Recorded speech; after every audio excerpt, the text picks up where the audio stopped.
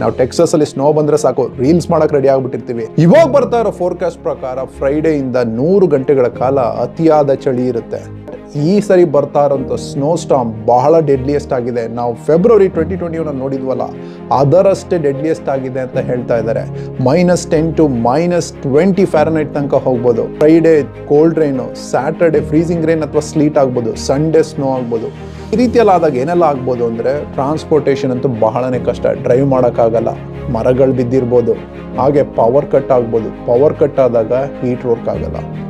Blankets ಇಟ್ಕೊಳ್ಳಿ, 4-5 layer blankets ಇಟ್ಕೊಳ್ಳೋದು ಒಳ್ಳೆಯದು. ವಾರ್ಮ್ ಕ್ಲೋತ್ಸ್ನ ಇಟ್ಕೊಳ್ಳಿ.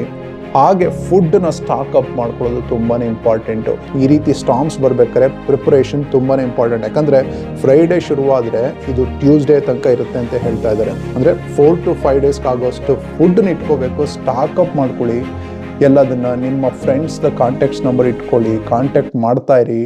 ಯಾರ್ಯಾರು ಟೆಕ್ಸಸ್ಲಿ ಇದ್ದೀರೋ ಅಥವಾ ನಿಮ್ಮ ಫ್ರೆಂಡ್ಸ್, ಫ್ಯಾಮಿಲೀಸ್, ನಿಮ್ಮ ನೇಬರ್ಸ್ ಯಾರ್ಯಾರು ಇದ್ದಾರೆ ಅವ್ರಿಗೆಲ್ಲ ಇನ್ಫಾರ್ಮ್ ಮಾಡಿ, ಅವ್ರ ಜೊತೆ ಟಚ್ಚಲ್ಲಿರಿ, ಕಮ್ಯುನಿಕೇಟ್ ಮಾಡ್ತಾ ಇರಿ. ಯಾಕಂದರೆ ಈ ಟೈಮಲ್ಲಿ ಬೇರೆಯವ್ರು ಬಂದು ಹೆಲ್ಪ್ ಮಾಡೋಕ್ಕೂ ತುಂಬ ಕಷ್ಟ ಆಗುತ್ತೆ.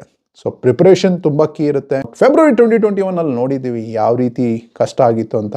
ಸೊ ಅದೇ ರೀತಿ ಪ್ರಿಡಿಕ್ಟ್ ಮಾಡ್ತಾ ಇದ್ದಾರೆ. ಫೋರ್ಕಾಸ್ಟ್ ಎನಿ ಟೈಮ್ ಚೇಂಜ್ ಆಗ್ಬೋದು. ಟ್ರ್ಯಾಕ್ ಮಾಡ್ತಾನೆ ಇರಿ ವೆದರ್ ಚಾನಲ್ನ. ಈ ಸ್ಟಾರ್ಮ್ ಯಾವುದೇ ಇಂಪ್ಯಾಕ್ಟ್ ಇಲ್ಲದೆ ಹೋಗುತ್ತೆ ಅಂತ ಅನ್ಕೋತಾ ಇದ್ದೀವಿ. Hope for the best.